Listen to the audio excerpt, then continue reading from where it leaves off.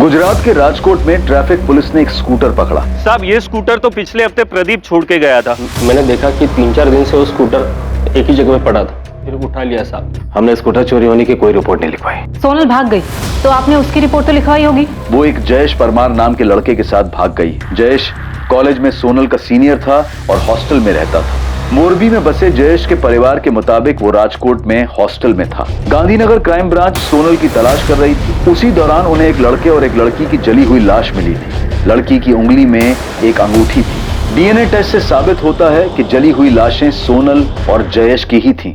क्या सोनल और जयेश की हत्या के पीछे सोनल के परिवार का हाथ है? पुलिस के पास एक अज्ञात लड़की का फोन आता है। मैं सोनल और जयेश के बारे में कुछ बताना चाहती हूँ। सोनल और जयेश ने शेखर भाटिया नाम के एक सामाजिक कार्यकर्ता के यहाँ शरण ली थी। फोन करने वाली अज्ञात लड़की बताती है कि शेखर के यहाँ अमित दवे और भावना राठौड़ नाम का एक जोड़ा और था।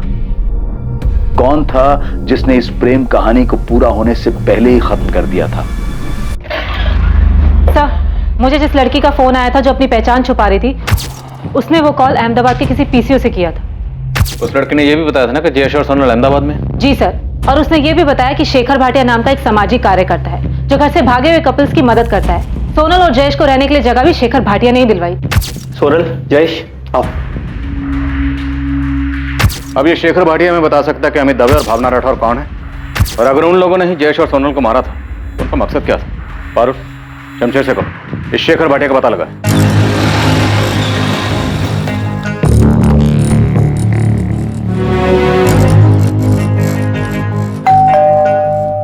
सेठ, मुझे पता चला है कि शरद ने पुलिस को फोन किया था। वो उन्हें कुछ बताने वाला है। भिखा भाई, ये शरद का सोनल के भागने से कुछ लेना देना है क्या? क्या बताएगा उन्हें? नहीं पता, लेकिन कुछ दिनों से उसका बर्ताव बड़ा अजीब सा था। क्या उसे सब कुछ पता है? नहीं बोल पाऊंगा सेठ, लेकिन ये 10 लाख वाली बात भी ऑफिस से ही लीक हुई थी। महेश ने पुलिस के किसी खबरी को बताया था। 10 दिन में सांप पाल के रखे हुए हैं, चैन से शोक भी मनाने नहीं देते।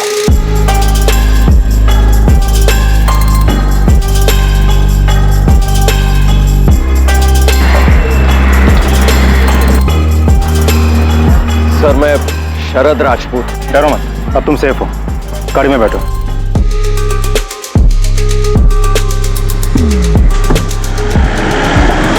शेखर भाटिया? हाँ, फोटो फोन नंबर कुछ नहीं है, बस इतना जानते हैं कि अहमदाबाद में कहीं रहता है, जो घर से भागे हुए कपल्स की मदद करता है जो अलग बिरादरी में शादी करना चाहते हैं। आप मुझे 24 घंटे का टाइम दो, इसकी कुंडली आपके सामने रख दूंगा। ये जयेश का दोस्त भरत राणा, इससे बात करो, अहमदाबाद में ही रहता है। ये दोनों सोनल और जयेश भी शेखर भाटिया के पास अहमदाबाद ही गए थे। किसी ने तो शेखर भाटिया के बारे में इनको बताया होगा। ये शेखर या तो जयेश का दोस्त होगा या तो सोनल की दोस्त शिल्पा या नताशा में से किसी ने इसके बारे में बताया होगा। मैं उनसे बात करती हूँ, तो तब तक शेखर भाटिया को लेकर।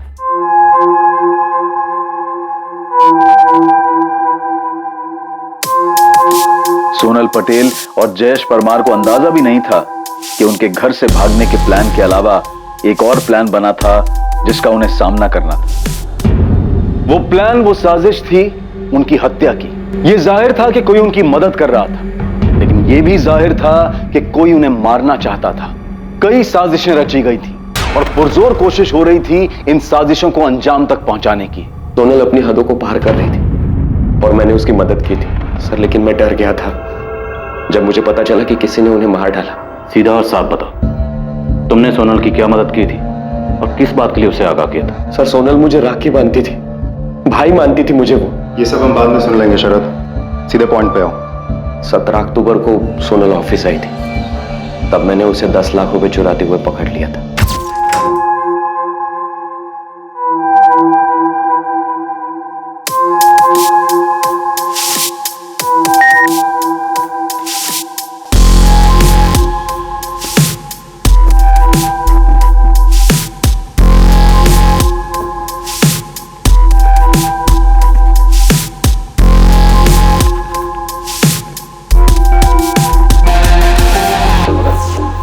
तुम यहाँ?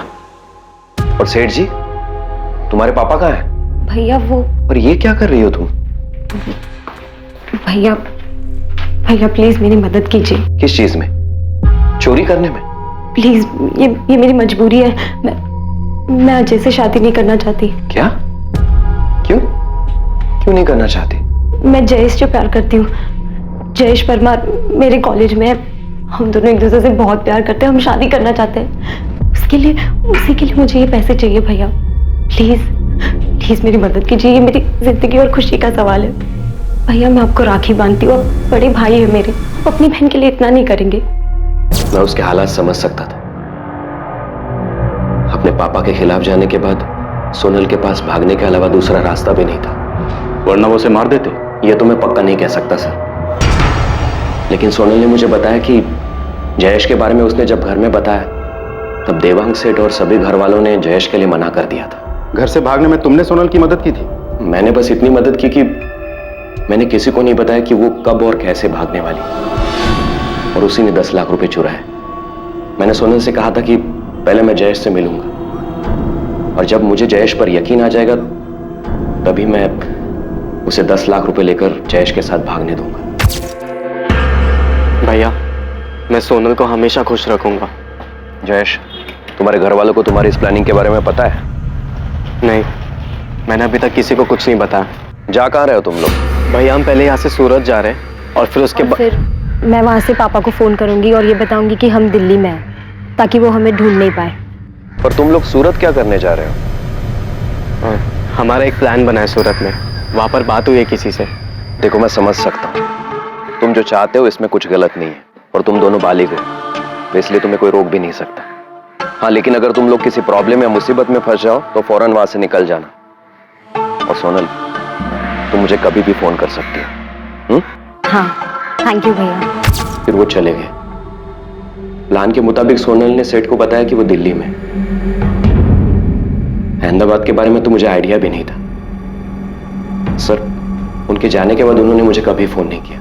सर, मेरे अलावा कोई और भी है जो उनकी मदद कर रहा था, और उसी से ये अहमदाबाद वाली बात बाहर निकली होगी, जिसके बाद दोनों मारे गए। तुम्हें पता है सोनल के पापा और भाई ने उन दोनों को मारा है, तो आधी कहानी बताने का कोई मतलब नहीं बनता शरद। कैसे मारा?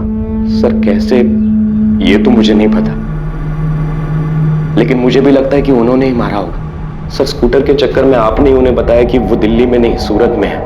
असल में आप लोगों ने जयेश और सोनल की जान खतरे में डाल दी। सर, सोनल के पापा बहुत बड़े आदमी हैं, उन्होंने ही दोनों को मार डाला, तो मुझे भी मार डालेंगे। सर, प्लीज प्लीज मुझे बचाइए। हमने सोनल के घर वालों को बताया कि वो दिल्ली में नहीं सूरत में है। इसी से देवांग पटेल और योगेश ने उनका पता लगाया और उन दोनों को मार डाला। सर, हमने तो सिर्फ इतना बताया था कि फोन सूरत से आया था। अब वो दोनों अहमदाबाद में किसी शेखर भाटिया के वहां छुपे बैठे, ये तो हमें भी नहीं पता था। और सर, वैसे भी अगर देवांग पटेल को सोनल को मरवाना ही था तो उसे कॉल रिकॉर्ड चेक करके भी पता चल सकता था। कॉल रिकॉर्ड्स निकलवाने में वक्त लगता, तब तक सोनल और जयेश को बचने का मौका मिल जाता। नहीं सर, मुझे नहीं लगता। हमने सूरत कहा था, अहमदाबाद के बारे में कैसे पता चला? सर, मेरी सोनल की फ्रेंड नताशा से बात हुई। उसने बताया कि सोनल के भाई योगेश ने उसे डरा धमकाकर ये उगलवा लिया कि सोनल और जयेश अहमदाबाद में छिपे थे, और योगेश ने ये तब पूछा जब हमने उन्हें बताया कि सोनल ने फोन दिल्ली से नहीं बल्कि सूरत से किया था। सोनल और योगेश हमारी वजह से मारे गए। नताशा, क्या सोनल के भाई और पापा ने किसी को भेजा था उनका मर्डर करने के लिए? पता नहीं सर, लेकिन जब पता चला कि सोनल ने फोन दिल्ली नहीं बल्कि सूरत से किया था, तो योगेश भैया कॉलेज आए थे मुझसे बात करने, और वो बहुत दबाव डालने लगे मुझ पे। नताशा को इस सब के बारे में बिल्कुल भी नहीं पता था कि सोनल और जयेश के साथ ऐसा भी कुछ हो जाएगा। नताशा, हम उन्हें कुछ नहीं करेंगे, तुम सिर्फ इतना बताओ कि सोनल है कहाँ। देखो, सोनल स्मार्ट है, पर इतनी नहीं कि अकेले ही सब कुछ करा। कौन हेल्प कर रहा है उनकी? देखो, अगर सोनल को कुछ भी हुआ ना तो तुम भी प्रॉब्लम में आ जाओगी, इसलिए बताओ कहाँ है वो? वो अहमदाबाद में है। अहमदाबाद में कहाँ है? नहीं पता भैया, पर इतना ही बताया था कि उन्हें अहमदाबाद में छुपने के लिए एक सेफ जगह मिल गई है। हाँ यार, मैंने सब कुछ सोच लिया है। पर तुम दोनों जाओगे कहाँ और रहोगे कहाँ? अहमदाबाद में। अहमदाबाद में कहाँ? है एक जगह जयेश ने ढूंढी है। पर सोनल, उसके बाद का क्या? कब तक भागते रहोगे तुम दोनों ऐसे? इतने पैसे तो लेकर जाएंगे ही कि कुछ दिन और कुछ महीनों तक चुपके रह सके। और इतने पैसे आएंगे कहाँ से? पापा के ऑफिस से। अरे नहीं नहीं नहीं, वो 10 लाख को रख लो, नहीं तो पता चला एक साथ पेमेंट लेने के चक्कर में ये 10 बिक है और महीनों तक चक्कर काटते रहेंगे हम। और सुनो, आज और कल जो है मैं वो साइट पे रहूंगा, तो ये पैसे जो है वो केबिन में रखवा देना, ठीक है? कल 17 अक्टूबर है। मैं पापा के ऑफिस से 10 लाख उठाऊंगी उसके बाद मैं और जयेश यहाँ से दूर भाग जाएंगे और शादी करके अपना घर बनाएंगे। मुझे बहुत गिल्ट फील हो रहा है। मेरी वजह से योगेश भैया को पता चला कि वो दोनों अहमदाबाद में है। क्या तुम्हारे अलावा भी किसी को पता था कि वो दोनों अहमदाबाद में? नताशा, इस पूरी प्लानिंग में कोई और भी था उनके साथ? मुझे नहीं पता मैम, मुझे तो बस उतना ही पता है जितना सोनल ने मुझे बताया था। साहब, आप देवांग और उसके बेटे को खाली उठाना मत, उनको खूब तोड़ना, खूब मारना उनको। उन्होंने मेरे बेटे को मारा है। अगर उन्हें सजा देनी ही थी तो अपनी बेटी को देते, हमारे बेटे को क्यों मारा?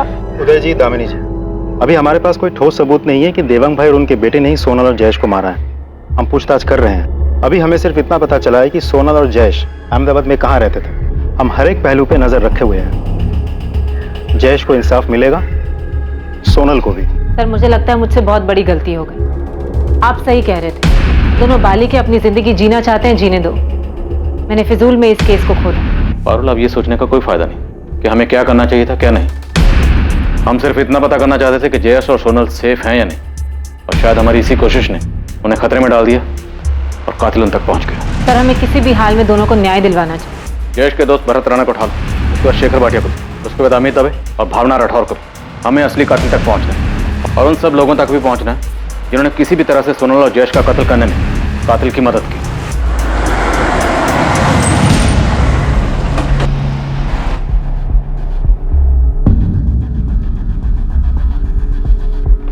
शेखर भाटिया जी, आप कौन?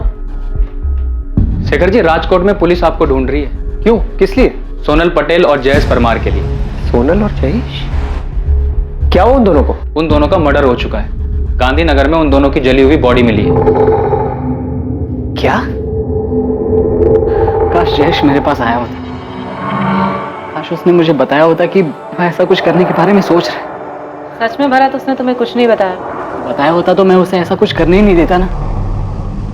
मैडम, जयेश अपनी माँ बाप की इकलौती औलाद था। मेरी तरह बहुत गरीब परिवार से था। माँ बाप ने कितने सपने देखे थे उसके लिए, पढ़ाई में अच्छा था, ये बनना चाहता था। यानी सब क्या? भरत, हम सिर्फ ये जानना चाहते हैं कि सोनल और जयेश शेखर भाटिया तक कैसे पहुंचे, और अगर सोनल के भाई और बाप ने उन दोनों का मर्डर किया है तो वो उन दोनों तक कैसे पहुंचे और उन दोनों को कैसे मारा। आप बताइए, मैं आपकी मदद कैसे करूं जबकि मुझे कुछ भी नहीं पता है सिवाय इसके कि वो मेरा अच्छा दोस्त था। मुझे तो उस पर दुख कम गुस्सा ज्यादा आ रहा है। फाइनल ईयर में था, ये बन जाता अगले साल तक। पूरी लाइफ पड़ी थी उसके सामने, लेकिन नहीं, शादी और प्यार का भूत सवार हो गया। भरत, अब जो हो चुका उससे बदला नहीं जा सकता। तुम हमें बस। मैडम, मैं भी आपसे यही कह रहा हूँ कि जो हुआ है उसके बारे में मुझे कुछ नहीं पता है। मुझे तो ये समझ में नहीं आ रहा है कि मैं उसके माँ बाप को कैसे समझाऊं। वो बार बार मुझे एक ही बात बोले जा रहा है कि तू तो उसका अच्छा दोस्त था, तूने क्यों नहीं समझाया उसे। और मैडम, मैं उसे कैसे समझाता, क्योंकि जयेश ने मुझे कुछ बताया नहीं इसके बारे में। अगर बताया होता ना तो उसको 2 थप्पड़ लगा देता, सारा ये प्यार और शादी का भूत उतार देता। भरत,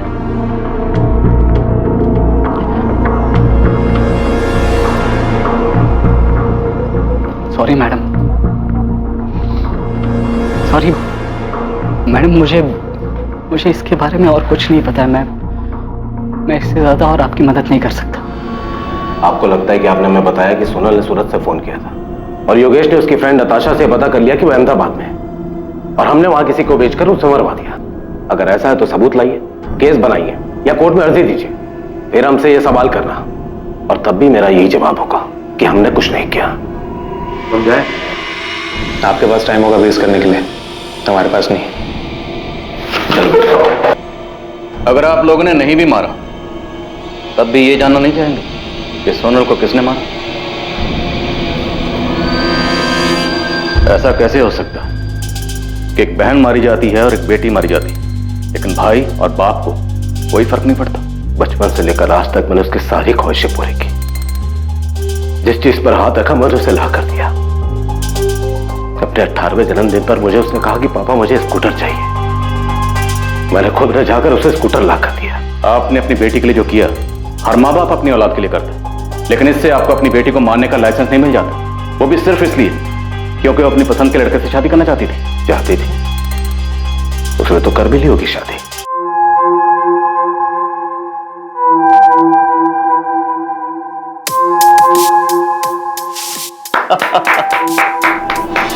हम उसे सिर्फ इसलिए ढूंढ रहे थे ताकि उसे ये बोल सकें कि उसने जो कुछ किया है ठीक है। अब उसे हमसे ऐसे भागने की या छिपने की कोई जरूरत नहीं। और आप लोगों को लगता है कि मैं आप लोगों की इन बातों पे यकीन कर रहा हूं, क्योंकि इसके अलावा आपके पास और कोई चॉइस नहीं है। वरना साबित करो कि सोनल और जयेश को हमने मारा है।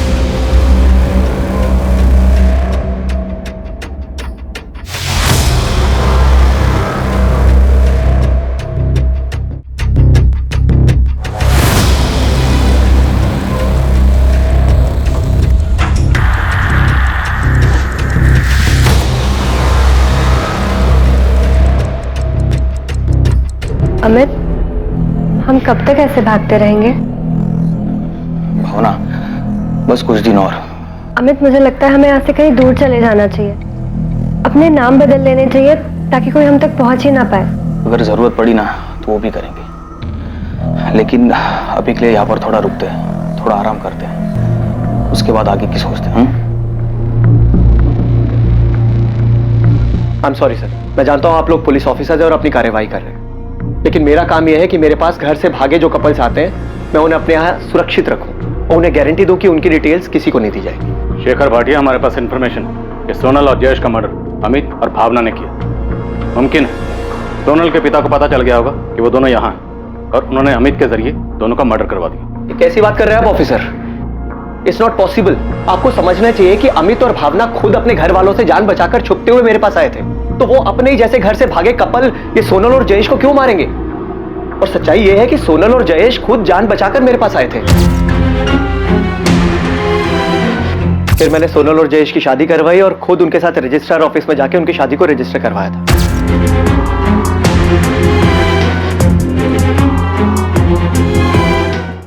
सर 19 अक्टूबर से 2 नवंबर पूरे 2 हफ्ते वो यहीं पर मेरे दिए रूम में रहे, और जब वो यहां से जाने लगे तो मैंने उनसे पूछा भी था कि क्या उन्हें पूरा यकीन है कि यहां से बाहर जाकर वो लोग सेफ रहेंगे, क्योंकि पता नहीं क्यों मुझे उनके लिए डर था। मेरी पापा से बात हुई है, वो जयेश से मिलना चाहते हैं। उन्हें हमारी शादी से कोई प्रॉब्लम नहीं है। भैया हम यही तो चाहते थे कि सोनल के घर वाले हमें एक्सेप्ट कर लें। सोनल के पापा का इतनी जल्दी तुम्हारे रिश्ते को एक्सेप्ट करना बहुत अजीब लग रहा है मुझे। भैया वो मेरे पापा हैं। बिल्कुल सोनल, वो तुम्हारे पापा हैं, इसीलिए कह रहा हूँ। मैंने बहुत से केसेस में देखा है कि देखो, मैं नहीं चाहता तुम दोनों के साथ कुछ भी ऊंच नीच हो। भैया मैं आपका डर समझ सकता हूँ, लेकिन आप चिंता मत करो, ऐसा कुछ भी नहीं होगा। आप हमें जाने दो, और आपने हमारे लिए जो कुछ भी किया है हम वो कभी नहीं भूल पाएंगे। हाँ भैया, और अब तो पापा और भैया दोनों मान गए हैं। वो जयेश का एक्सेप्ट करने के लिए तैयार है, तो हमें जाना चाहिए। मुझे डर था कि वो लोग गलती कर रहे हैं, फिर भी मैं उन्हें रोक नहीं पाया, और मेरा डर सच साबित हुआ। ये सोनल और जयेश का मैरिज सर्टिफिकेट है। मैं इसे सोनल के घर पे भेजने ही वाला था, लेकिन उससे पहले ही आपके आदमी ने आके मुझे बताया कि उन दोनों का मर्डर हो गया है। ऑफिसर, मुझे सोनल और जयेश के लिए बहुत बुरा लग रहा है कि मैंने उन दोनों को यहाँ से क्यों जाने दिया। सोनल और जयेश आपके पास कैसे आए थे? जयेश ने मुझे फोन किया था राजकोट से, शायद भागने से 1 हफ्ता पहले। अगर जयेश ने आपको फोन किया था तो जयेश के कॉल रिकॉर्ड में हमें आपका नंबर क्यों नहीं दिखा? सर, जयेश ने बहुत जबरदस्त प्लानिंग की हुई थी, और मुझे पूरा यकीन है कि उसने मुझे मोबाइल से नहीं बल्कि पीसीओ से फोन किया हो। हमें कुछ दिनों के लिए छुपकर रहने के लिए एक जगह चाहिए थी। क्या आप हमारे लिए कुछ कर सकते हैं? जयेश, कहाँ से बात कर रहे हो? जी सर, मैं राजकोट से बोल रहा हूँ। मैं और सोनल एक दूसरे से बहुत प्यार करते हैं और हम शादी करना चाहते हैं, लेकिन हमारी फैमिलीज हमारे अगेंस्ट है। क्या आप हमारी मदद कर सकते हैं सर? हाँ जयेश, मैं मदद कर सकता हूँ तुम्हारी, लेकिन उससे पहले तुम्हें मुझे अपनी उम्र बतानी होगी। सर, हम दोनों बालिग हैं। मैं 21 साल का और सोनल 20 साल की है। जयेश, सिर्फ बोलने से नहीं चलेगा, तुम्हें मुझे अपना एज प्रूफ देना होगा। तो तुम दोनों में से किसकी फैमिली अगेंस्ट है? मेरी। हम पहले सूरत गए, फिर वहां से सोनल ने अपने पापा को फोन किया। मैंने उनसे कहा कि मैं दिल्ली में हूँ। और जयेश, तुम्हारी फैमिली? सर, मेरी फैमिली को ऐसी कोई प्रॉब्लम नहीं है। वो लोग अगेंस्ट सिर्फ इसलिए क्योंकि सोनल की फैमिली ने मुझे रिजेक्ट कर दिया। मेरे पूछने का मतलब यह है कि तुमने क्या अपनी फैमिली को झूठ बोला है? उनके हिसाब से इस वक्त तुम कहाँ हो? सर, मैंने उन्हें सच झूठ कुछ नहीं बताया। उनके हिसाब से मैं अभी हॉस्टल में हूँ, लेकिन कॉलेज में मैंने लीव एप्लीकेशन दिया। ठीक है, मैंने कल 11 बजे का टाइम ले लिया है रजिस्ट्रार ऑफिस में। कल तुम दोनों की शादी हो जाएगी। सर, मैं पूरे यकीन से कह सकता हूं कि उन दोनों को सोनल की फैमिली नहीं मारा है। क्योंकि मैंने ऐसे बहुत से केसेस में देखा है कि घर वाले लड़का लड़की को झूठ बोल के घर बुलाते हैं और उसके बाद उन्हें मार देते हैं। पर सोनल की अपनी फैमिली से बात कैसे हुई? क्योंकि सोनल के माँ बाप भाई बहन यहाँ तक कि उनके लैंडलाइन पर अहमदाबाद से ना कोई फोन आया न गया। उन दोनों के पास कोई फोन था? जी नहीं, मेरी जानकारी में तो नहीं। दरअसल सर, सोनल और जयेश इन दोनों ने बहुत जबरदस्त प्लानिंग की हुई। मतलब पहले घर से भागना, फिर सूरत जाना और घर पे फोन करके बोलना कि वो लोग दिल्ली में हैं और उसके बाद मेरे पास आना। मतलब मैंने इन दोनों के जैसे और भी कई कपल्स देखे हैं जो घर से भागते हैं, लेकिन जैसी प्लानिंग सोनल और जयेश ने की थी उसे देखकर मैं भी हैरान था। और शेखर भाटिया, सवाल यह है कि सोनल की अपनी फैमिली से बात कब और कैसे हुई? आपने बताया कि सोनल की फैमिली जयेश को एक्सेप्ट करने के लिए तैयार हो गई और वो दोनों राजकोट अपने घर वापस जा रहे थे। पता नहीं सर, जो उन दोनों ने मुझे बताया वो मैंने आप दोनों को बता दिया। शेखर भाटिया, आपको हमें अमित और भावना की डिटेल्स देनी ही होगी। आप प्लीज मेरा यकीन कीजिए ऑफिसर, अमित और भावना सोनल और जयेश का मर्डर नहीं कर सकते। जिस दिन सोनल और जयेश यहां से गए हैं, ठीक उसके अगले ही दिन वो दोनों भी यहां से चले गए। अगर तुम ऐसे डिटेल्स नहीं दोगे तो हम मजिस्ट्रेट का ऑर्डर लेकर आएंगे और हम नहीं चाहते कि हम ऐसा करें। आप अच्छे इंसान हैं, अच्छा काम करें, हम भी अपना काम करें। हमें किसी भी तरह से सोनल और जयेश के कातिल तक पहुंचना। अगर इन दोनों का कत्ल सोनल के बाप और भाई ने भी किया तब भी उनके खिलाफ हमें सबूत चाहिए होंगे। और हमारे पास पुख्ता इन्फॉर्मेशन है कि सोनल और जयेश के मर्डर में अमित और भावना शामिल हैं।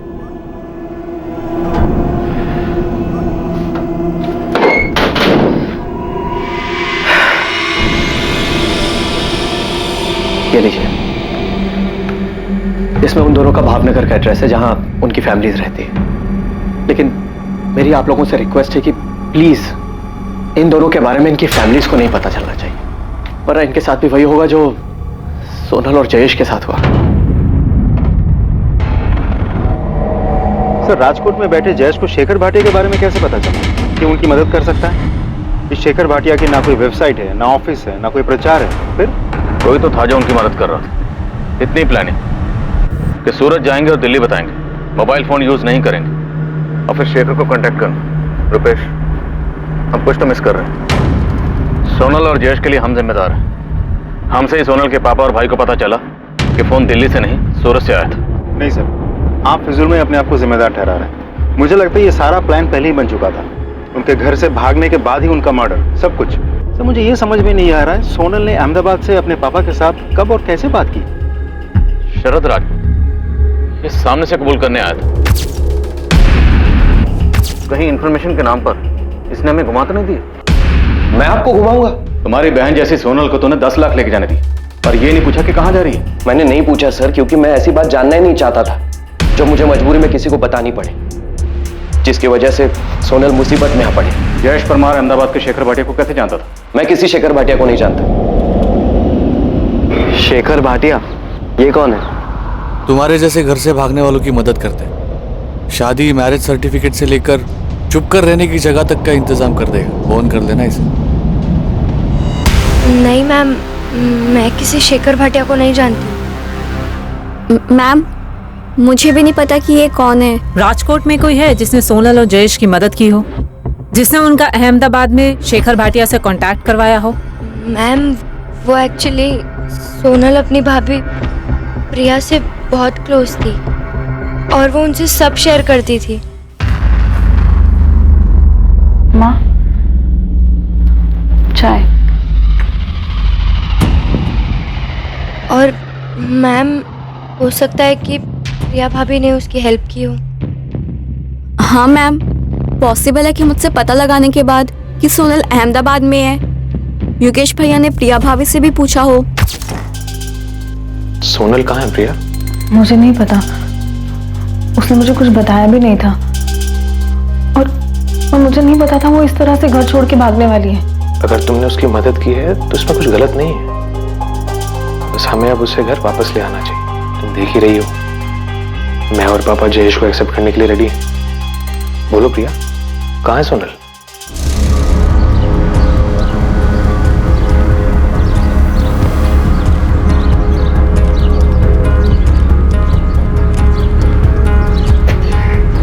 प्रिया, गाड़ी में बैठ। इस बार बातचीत थोड़ी लंबी चली। सेठ, अंदर आ जाओ। हाँ। सेठ, आज सुबह पुलिस वाले मुझे पूछताछ के लिए लेके गए थे। 36 तरीके से 36 सवाल पूछा उन्होंने। ये भी पूछा कि आपके और योगेश के पास कोई दूसरा नंबर है क्या। और सेठ मुझे नंबर देना पड़ा, वरना वो लोग मुझे छोड़ते ही नहीं। भीखा भाई जी, आप मेरे सबसे ईमानदार आदमी हो। जी सेठ, आपको कोई शक है? नहीं नहीं, शरद पे मुझे गुस्सा नहीं है, उसने जो किया सो किया। पर इस बात का दुख है कि जब सोनल यहां पर आई थी तभी आपको मुझे फोन करके बता देना चाहिए था। मुझे कैसे पता होता सोनल बेबी ये सब करेगी? वो आपकी लाडली भी थी। अगर उसने कहा कि उसे आराम करना है, केबिन खोल दो, तो मैं मना कैसे कर सकता सेठ?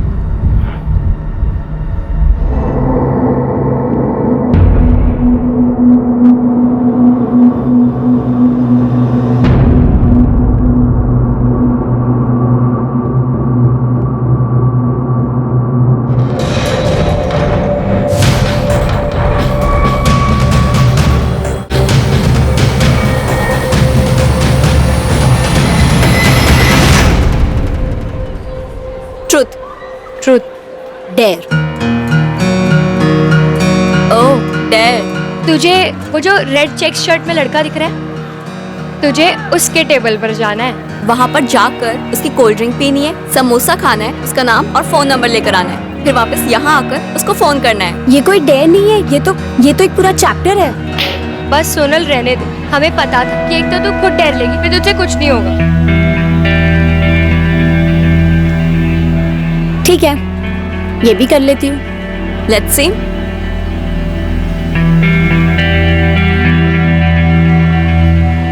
हाय, आई एम सोनल। अरे मैंने अपना नाम बताया, तुम भी बताओ। क्यों? क्योंकि मैं पूछ रही हूँ।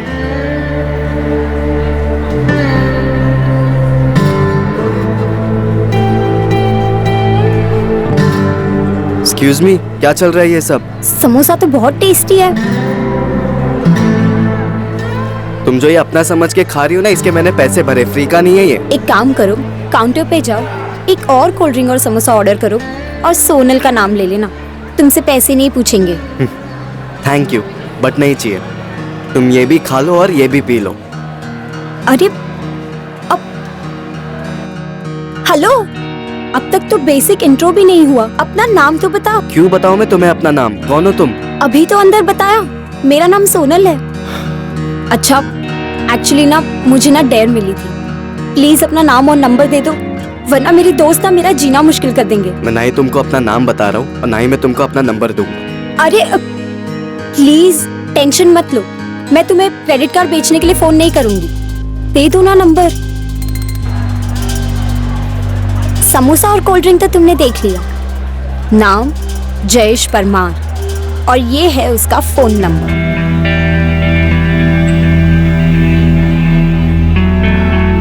हाय हाय बाय। कितना इंसल्ट। Hello hi hello.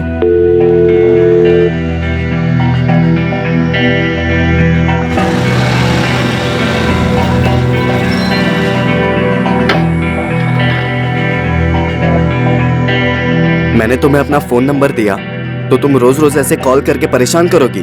मैं तो सिर्फ हाय बोलने के लिए कॉल करती हूँ, अब तुम्हें हाय बोलना भी परेशानी लगती है? नहीं, पर हाय बोल के कॉल काट क्यों देती हो? क्योंकि मुझे सिर्फ उतना ही बोलना होता है।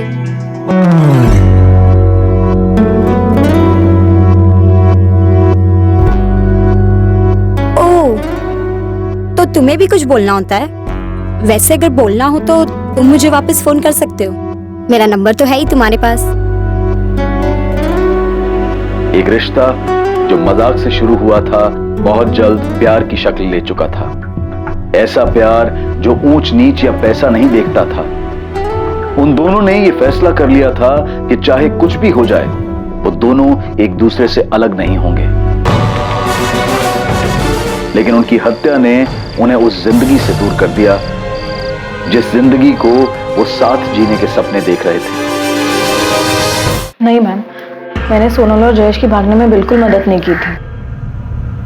और अब लगता है कि काश कर दी होती। रिया, तुम अब भी उनकी मदद कर सकती हो। ये बताकर कि तुम्हारे पति योगेश और तुम्हारे ससुर देवांग पटेल ने उन दोनों को कैसे मारा और उन दोनों तक कैसे पहुंचे हो। उन्होंने ऐसा कुछ भी नहीं किया मैम, उन्होंने नहीं मारा है। रिया, जुर्म छुपाना भी एक बहुत बड़ा जुर्म है। तुम मर्डरर को पता है मैम, लेकिन उन्होंने नहीं मारा है। तो फिर किसने किया है? किसके पास मोटिव था जयेश और सोनल को मारने का? जयेश के माँ बाप के पास, जिन्हें यह भी नहीं पता था कि उनका बेटा हॉस्टल में है या नहीं। प्रिया, मैं आखिरी बार पूछ रही हूँ, क्या सोनल उन्हें मिली? कैसे पहुंचे वो उस तक? नहीं मिली, ढूंढने पर भी नहीं मिली, और उन्होंने नहीं मारा है सोनल को। सर, योगेश और देवांग पटेल के बाकी के 2 नंबर्स भी हमने स्कैन किया, लेकिन कुछ मिला नहीं। किसी हिस्ट्री शीटर का नंबर नहीं, कोई सस्पिशियस एक्टिविटी नहीं। अहमदाबाद में किसी को कॉल किया? नहीं सर। ऐसा कैसे हो सकता रुपेश? कहीं हम गलत ट्रैक पर तो नहीं? ऐसा तो नहीं कि ये केस ऑनर किलिंग का है ही नहीं। सर, पारुल ने प्रिया से अलग अलग तरीके से सवाल किया, उसे डराई, धमकाई, इमोशनल करके भी सवाल पूछा। अब तक तो प्रिया को टूट जाना चाहिए था, लेकिन ऐसा कुछ हुआ नहीं। सर, अब भी ये सवाल बना हुआ है कि सोनल ने अहमदाबाद से कब और कैसे देवांग पटेल से बात की, जब देवांग पटेल ने उन्हें कहा कि वो उन्हें माफ कर चुके हैं और जयेश को भी अपनाना चाहते हैं। अब आप सलीके से पूछ रहे तो बता देता हूँ। सोनल से मेरी आखिरी बार तब बात हुई थी जब उसने मुझे सूरत से फोन किया था। उसके बाद मेरी कोई बात ही नहीं हुई। हाँ, छोटी बहन थी मेरी, ढूंढ रहे थे उसे हम दोनों, जानना चाहते थे कहाँ है, कैसी है। उसे ऐसे घर छोड़ के नहीं भागना चाहिए था। बाप हूं मैं उसका, जल्लाद नहीं। प्यार करता था मैं उससे।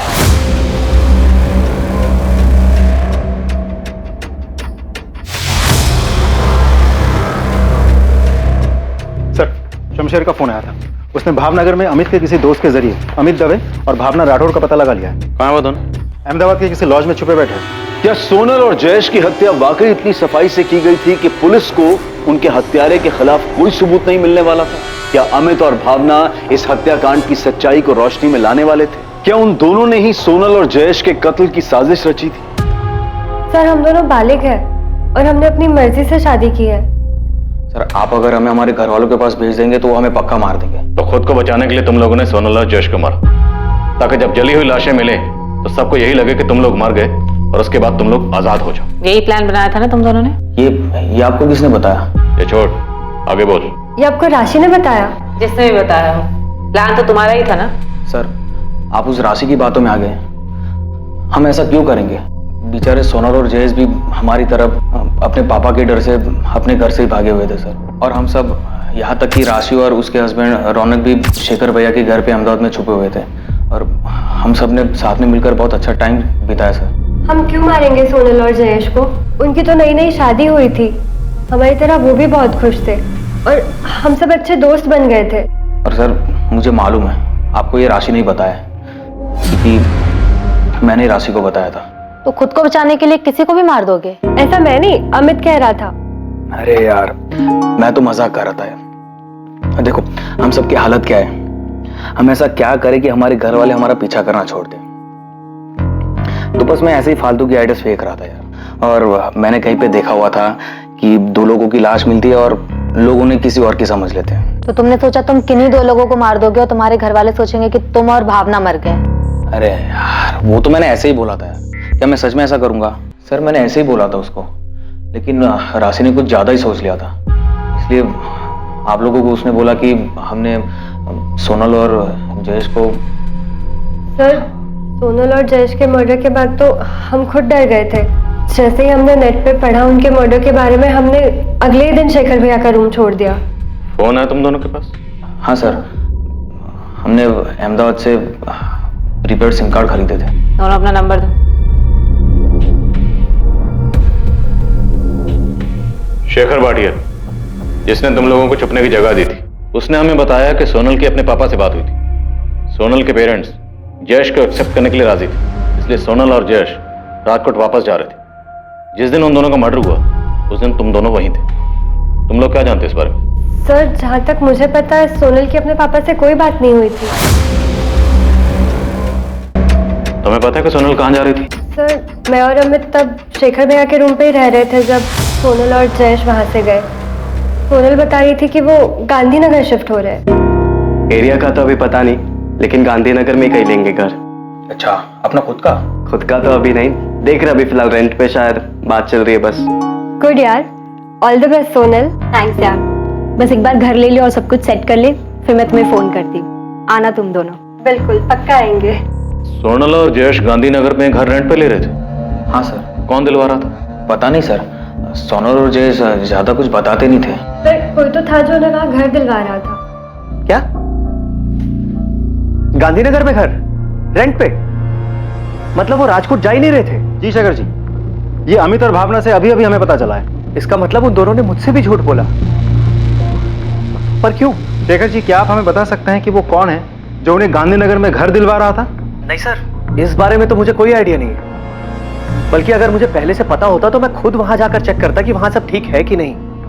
उन्हें इस तरह से अपनी जिंदगी खतरे में नहीं डालने देता सर। एक मिनट भावना, तुमने अभी कहा कि वो गांधीनगर में शिफ्ट करने के बाद तुम्हें कॉल करने वाली थी। बस एक बार घर ले लो और सब कुछ सेट कर ले, फिर मैं तुम्हें फोन करती हूँ। हाँ, उसने कहा था वो कॉल करेगी।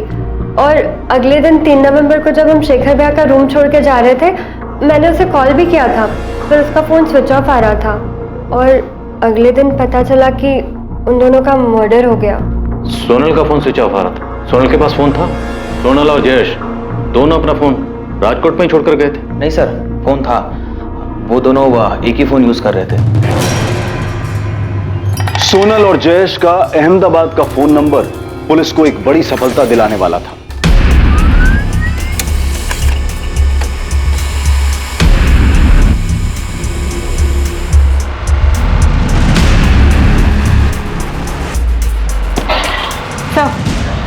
उसके पास जो नंबर था वो जयेश परमार के नाम पर प्रीपेड सिम था। कॉल रिकॉर्ड से कुछ detail? Yes sir, last page पर है। उस रिकॉर्ड से हमें एक अहमदाबाद का नंबर मिला जिस पर रेगुलर बात हो रही थी। और अभी ये नंबर स्विच ऑफ? जी सर, डिटेल मंगवाई है, जल्दी आ जाएगी। अब ये नंबर ही इस केस की बिक्री कड़ी जोड़ेगा। जितनी जल्दी हो सके इस नंबर की डिटेल मंगवाओ।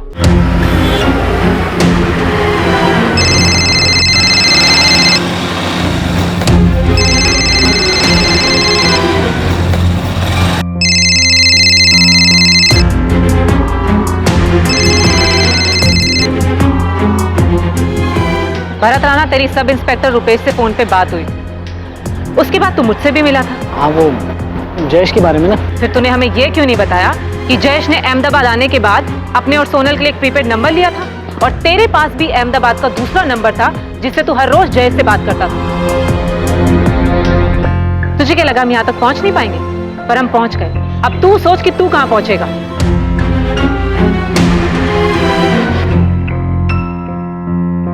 भागने की सोचना भी मत, कोई चांस नहीं।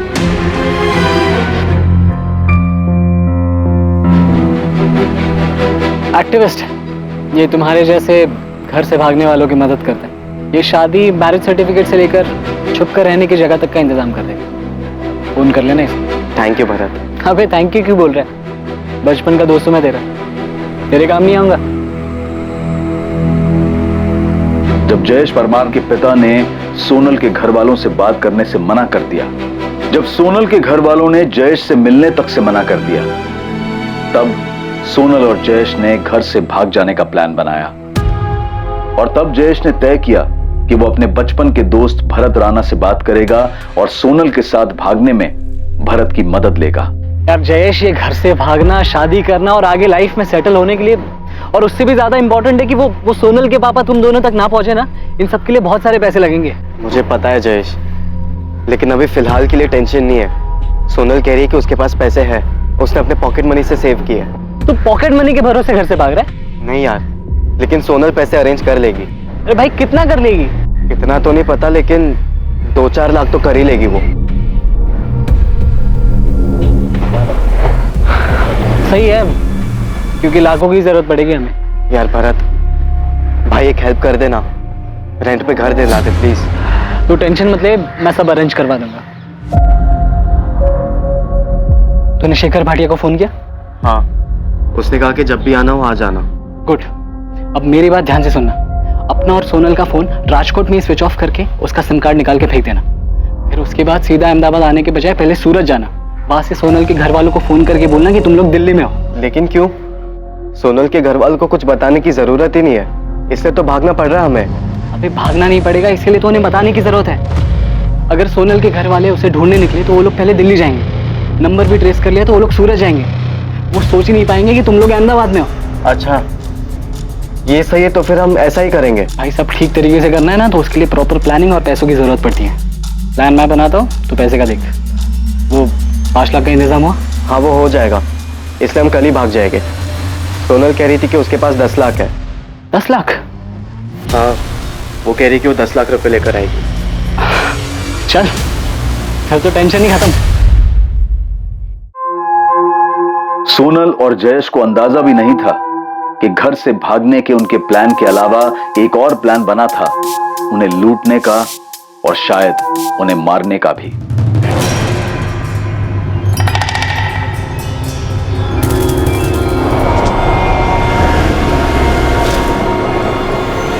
भरत, ये तो हमें कहाँ ले आया है? यहाँ पर मुझे कोई भी घर दिखाई नहीं दे रहा है।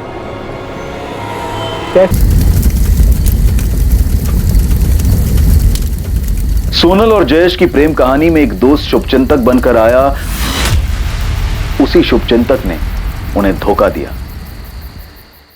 भरत राणा, ऐसा क्या हुआ था कि तू बचपन से मदद करने वाला दोस्त मसीहा से सीधा शैतान बन गया?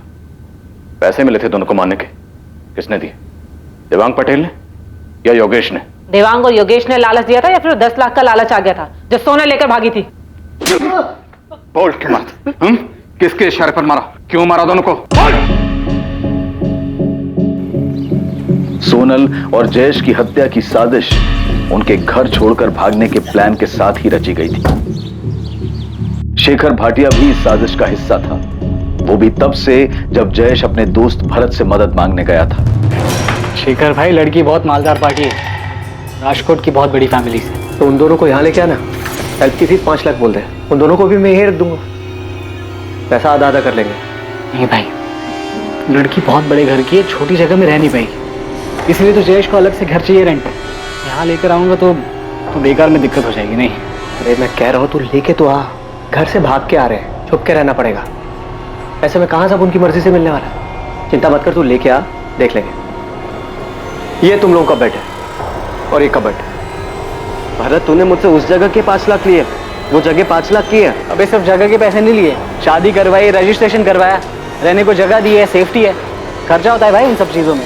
भरत देख, मुझे मत सिखा, मैं भी कॉमर्स स्टूडेंट हूँ, मुझे पता है कि कहाँ पर कितना पैसा खर्च हो सकता है। भरत भाई, हम ऐसे 10 लोगों के बीच में इतनी कम स्पेस में नहीं रह सकते। हम दोनों को अपना खुद का घर चाहिए। तो बड़े घर के लिए बड़ा पैसा लगता है, 5 लाख रुपए में यही मिल सकता है। लेकिन भरत, जब मैंने तुझसे बात की थी तब तूने मुझे कहा था कि इतने पैसों में आराम से एक घर मिल जाएगा रेंट पे, और थोड़ा और आगे जाएंगे तो 1 रूम किचन मिल जाएगा, वो भी खुद का। जयेश यार, मैंने तुझे शेखर भाई के साथ मेन सिटी में रखा है, अब ऊपर से तू बोल रहा है। सॉरी भरत, हम यहाँ पर नहीं रह पाएंगे। हाँ तो मेरी तरफ से भी सॉरी यार, क्योंकि 5 लाख रुपए में यही मिल सकता है। लेकिन तूने पहले तो कहा था कि हो जाएगा सब कुछ। हाँ तो मैं तो अब भी बोल रहा कि हो जाएगा, बस 5 लाख रुपए और चाहिए, सिंपल। भरत, तुझे पहले 5 लाख दिए, अब तुझे और 5 लाख चाहिए। खुद का घर मिलना इतना आसान नहीं है, एक तो तुम दोनों घर से भागे हो यार, सारे इंतजाम करने पड़ेंगे। सोनल अपने पिता के ऑफिस से 10 लाख चुरा कर लाने वाली है, ये जयेश ने भरत को पहले ही बता दिया था। इसलिए भरत के लिए दोस्त की मदद करने की बजाय ये एक झटके में बड़ी रकम कमाने का मौका बन गया था। अब क्या करना है? वो लोग तो जान खा रहे, बोल तो दिया कि गांधीनगर में घर दिखाऊंगा, लेकिन अब कहाँ लेके जाओ? अरे ले जा कहीं भी और छोड़ के वापस आ जा। कुछ तो करना पड़ेगा। तो राजकोट पुलिस का भी फोन आया था, सोनल का स्कूटर मिला है उन्हें, वो जयेश के माँ बाप का भी फोन आ रहा था। सुन, मेरा एक दोस्त है राजू, इन दोनों को उसके साथ गांधीनगर ले जा और वहां जाकर सल्टा दे। सल्टा दे मतलब मार डालू? हाँ, देखिए पैसे तो हमें मिल ही गए, बाकी के और 1-2 लाख जो होंगे वो भी हमारे हो जाएंगे। मार के जला देते हैं इन्हें, वैसे भी घर से भागे हुए हैं, किसी को कुछ पता नहीं चलेगा कि कहां गए। अरे ज्यादा सोच मत, मैं कह रहा हूं ना मार देते हैं, कहीं अगर पकड़े गए तो हमारे लिए लेने के देने हो जाएंगे। और तू बोल रहा था ना लड़की का बाप बड़ा आदमी है, छोड़ेगा नहीं हमें। आओ मिस्टर एक्टिविस्ट, अच्छी एक्टिविटी की तुमने, बाहर से प्रोटेक्शन देने के नाम पर खुद ही लोगों की जान ले रहा था। इससे पहले ऐसे और कितने मजबूर लोगों को ठगा और मारा है तुमने? किसी को नहीं सर, बस पहली बार हुआ ये एक साथ इतने पैसे देखकर फिसल गया था मैं। तो मासूम लोगों की जान ले ली, जान लेने के बाद उनको जला दिया और बोल रहा फिसल गया। रुपेश, दोनों की ऐसी कुटाई करना कि इनकी चीखें मेरे केबिन तक सुनाई दे। एक साला बचपन का दोस्त, सोशल एक्टिविस्ट, साला जान बचाने के नाम पर लोगों की जान लेता है। साथीदार कहां है? वो तीसरा साथीदार राजू कहां है?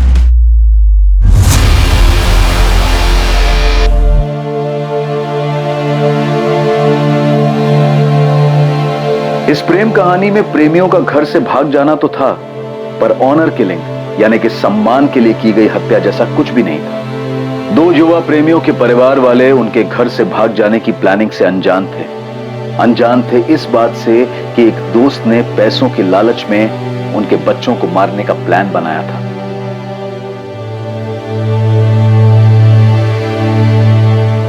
भरत राणा, शेखर भाटिया और राजू प्रजापति पर आईपीसी की धारा 302 के तहत हत्या और आईपीसी की धारा 201 के तहत सबूत मिटाने के लिए मुकदमा दर्ज हुआ है। भरत ने सोनल और जयेश की बॉडी से वो हर चीज निकाल ली जिससे उनकी पहचान हो सके, लेकिन सोनल की उंगली में मिली उस जली हुई अंगूठी ने उन्हें पहचान दिलाई। ठीक वैसे ही जैसे रूटीन चेकिंग में सोनल के स्कूटर ने इस मर्डर केस का खुलासा किया। लालच और भरोसा, ये दोनों एक दूसरे के विपरीत गुण हैं। अपने किसी करीबी को देखकर भी पता लगाना मुश्किल है कि उसके मन में क्या चल रहा है। इसलिए जब भी किसी को अपनी जिंदगी, अपना पैसा या फिर कोई अहम जिम्मेदारी दें तो सतर्क रहें। अब मैं अनूप सोनी आपसे विदा लेता हूं। आपसे फिर मुलाकात होगी एक और नए केस के साथ। और याद रखें, क्राइम और आपके बीच में सिर्फ इतना फर्क है कि आप कितने सतर्क रहें, सुरक्षित रहें। जय हिंद।